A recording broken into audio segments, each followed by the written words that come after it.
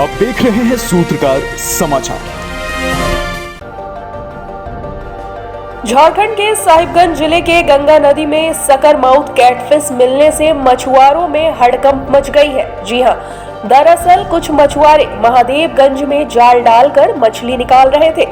इस दौरान उनके जाल में यह मछली फंस गई। अचंभे की बात यह है कि मछली देसी नहीं बल्कि विदेशी है और अमेरिका की अमेजोन नदी में पाई जाती है। यही नहीं, यह अपने से छोटी मछलियों व अन्य जलीय जीवों को भी खा जाती है, जो मछुआरों की आजीविका के लिए खतरा बन सकती है। इसके अलावा यह मछली गंगा नदी में इकोसिस्टम को भी खराब कर सकती है। इस अजीबोगरीब मछली को देखकर मछुआरे ने इसकी सूचना गंगा प्रहरी को दी, जिसके बाद उसे जीवित अवस्था में डीएफओ मनीष तिवारी के पास पहुंचाया गया। तो मछली है, कहाँ से लाए? हम लोग गए थे मारने के लिए, वहीं पे हम लोग का जाल में आया है, तो हम लोग घबरा गए। ऐसा मछली कहाँ से लाए? हम लोग मैंने सोचे कि कभी देखे नहीं, गाँव लाए तो बूढ़ा पुरानों को पूछे, 70-80 बरस का बूढ़ा लोग को, तो वो लोग बोला कभी देखबे नहीं किए ऐसा मछली। तो हम लोग किसी तरह रखे मछली को, तो बगल में एक प्रेम जी था पढ़तकार, इसको हम लोग बोले सुबह, रात हो गया तो नहीं बोल पाए इसको, सुबह बोलें तो पढ़तकार जी हम लोग को मैंने इतना दूर तक आगे तक बढ़ाया गया। तो आप लोग मछुआरा है और मछली मारने का काम, मछली मारने वाला बात नहीं करते। तो ये अब तक का पूरे मतलब जब से आप लोग मछली मारे तब से ये पहला बार ऐसा पहला बार ये दुर्लभ प्रजाति का जो है मछली आपको मिला है। और अभी कहाँ आए हैं? क्या कहाँ आए हैं अभी? अच्छा, मछली को क्षुद्र करने के लिए। डीएफओ मनीष तिवारी ने बताया कि ये मछली सकरमाउथ कैटफिश है।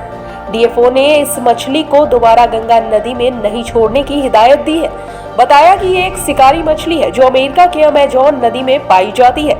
इससे गंगा के इकोसिस्टम और जलीय जीवों के लिए बहुत खतरा बन सकता है।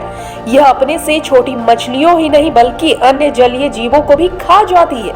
ये मछलियां जल में किसी भी परिस्थिति में और कहीं भी प्रजनन कर सकती है। मछुआरों से अपील भी किया है कि अगर इस तरह की मछली गंगा नदी में पाई जाती है या मिलती है तो उसे तुरंत गंगा से बाहर निकाल दिया जाए, ताकि पहले से रह रहे मछली को हानि ना पहुंचाया जा सके। सकरमाउथ कैटफिश है। पहला चीज़ है कि इस जल का, इस गंगा का ये प्राणी है नहीं। दूसरी चीज़ है कि इसको यहाँ पर खाने वाले मछली भी नहीं है, क्योंकि आप देखे होंगे कि ये बहुत ही कटीला है और कैटफिश मगर मछली की प्रजाति का है, तो इसको खाने वाला भी नहीं है, तो इसलिए ये बहुत तेज़ी से फैलेगा।